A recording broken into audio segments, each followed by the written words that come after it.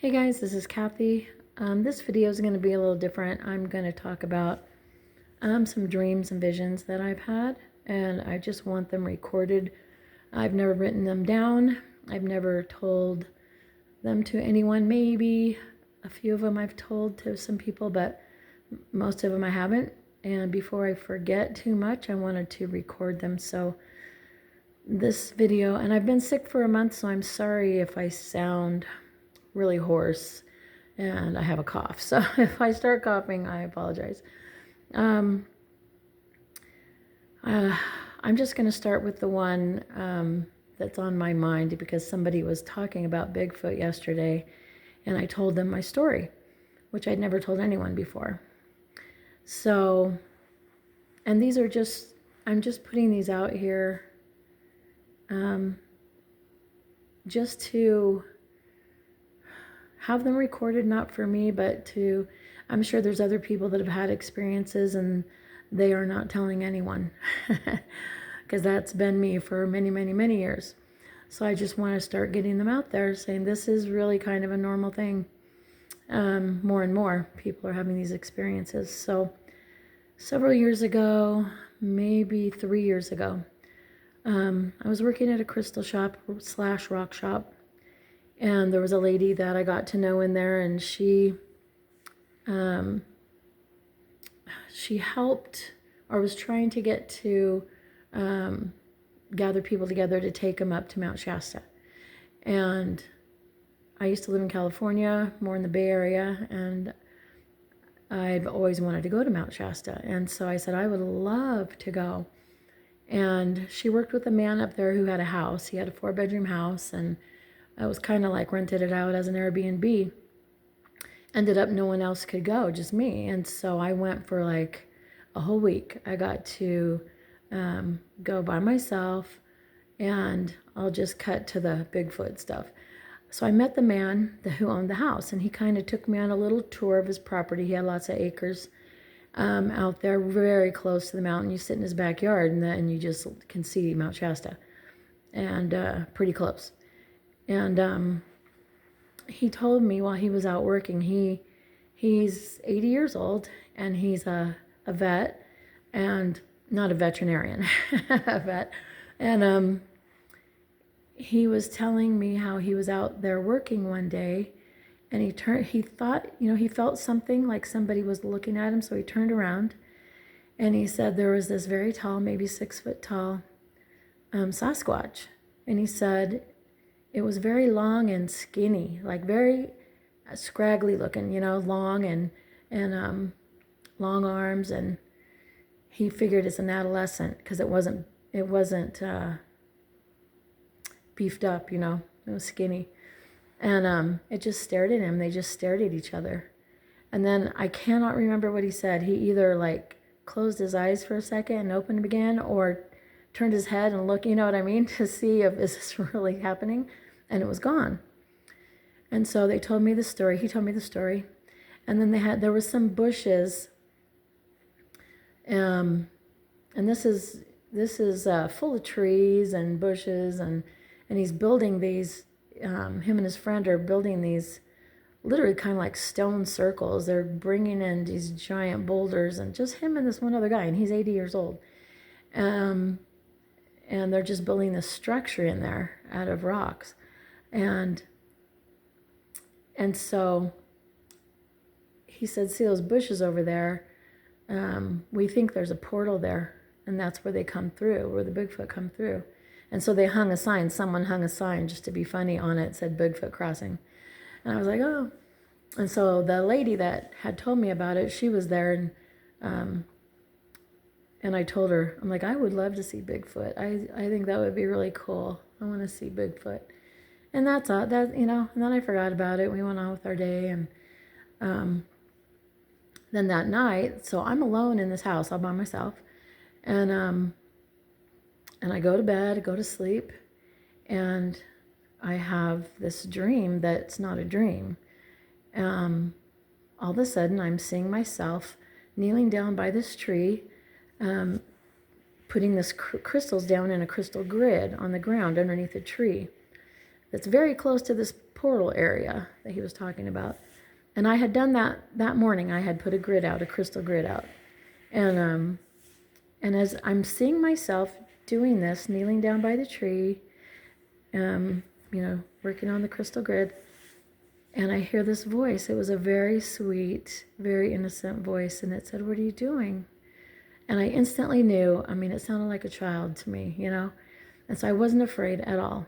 And I just turned and I looked at him, and it was a very tall, kind of gangly looking Sasquatch. And I said, "I'm healing the earth, see?"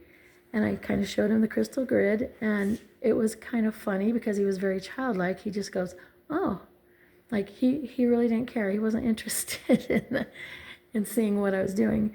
He just said, "Do you want to go over there? Do you want to go in there?"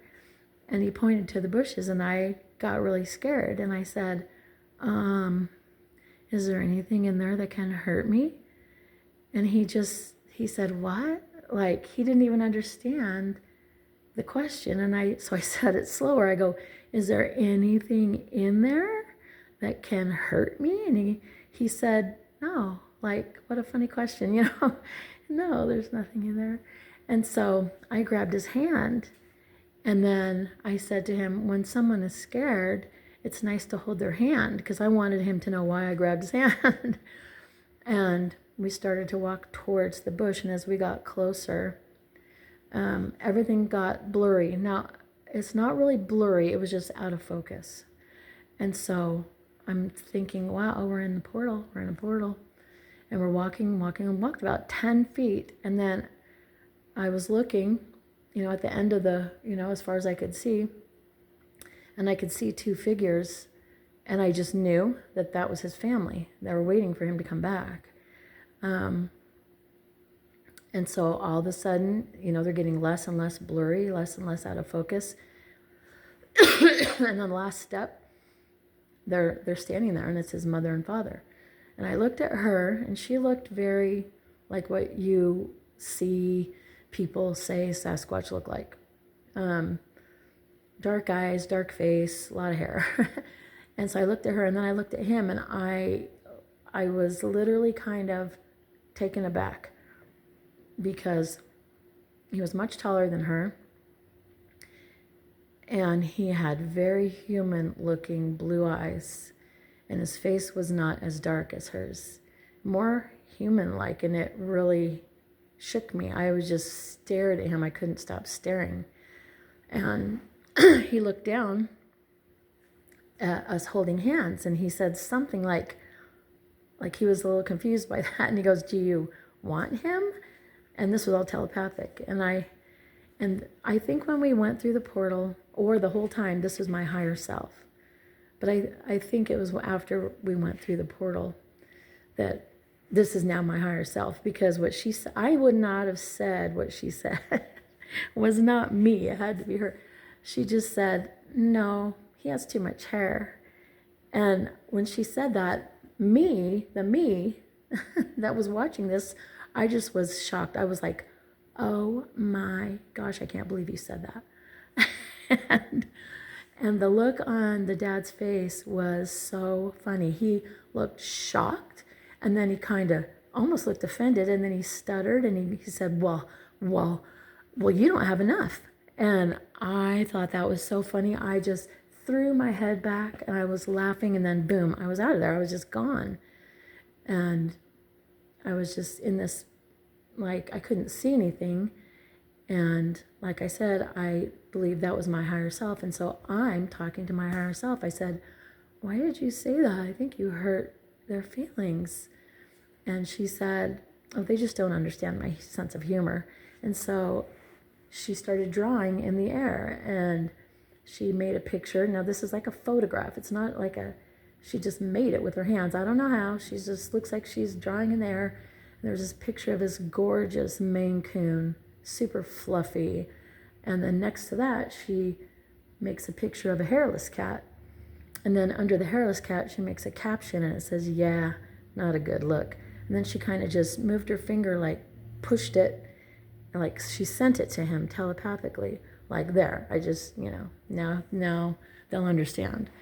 And I just I just stood there like with my jaw dropped, like, I can't believe you just did that. Like, I was so worried that she'd offended them, you know. Anyway, that was it. That was the end. That was my experience with that. But it wasn't just a dream, you know. You have dreams that are dreams, and then you have, I call them visions, because when they're a dream, that is not a dream. It is way too real. I just call it a vision. And so that's what that was. And I'll tell you one other thing, because it happened in Mount Shasta. I've always talked to animals and I don't ever expect them to talk back. I just talk to them like they can understand me, you know. And and I went to bed. This was the very last night. I went to bed and I just got comfortable. And I look up and there's a big spider on the curtains. And I am deathly afraid of spiders. And it's a big wolf spider.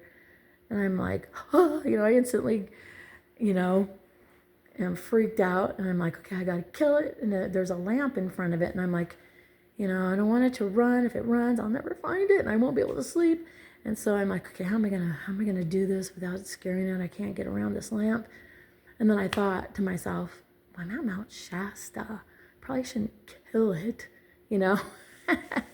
And so I talked to it. I said, okay, I'm not gonna kill you. And I said something else, and then it talked back to me. And let me tell you, that freaked me out more. Its voice, I'm not less afraid of them. I mean, I'm more afraid of them now. It said to me, after I said, okay, I'm not going to kill you, you know, and I said something, and then it said, I can't even get my voice low enough to match his voice. And it said, and it kind of had a weird accent. It said, do I look like I have the upper hand? And I froze. And when I get really, really scared, I just start talking. And I go, I go, oh, you know, I know you're a lot smaller than us, and you should be afraid of us, and we shouldn't be afraid of you, but, you know, humans are weird, and we're funny that way. And I was just blabbering out my mouth, because I am so freaked out, because the voice was scarier to me than the spider. And put them together, that's just no way. And so I said, you know what? You can have the room. You can have the room. I'm going to go out in the living room. I'll sleep there. You stay here. Okay. And I'm grabbing my stuff. And I'm thinking I should stuff something under the door, but I don't have anything.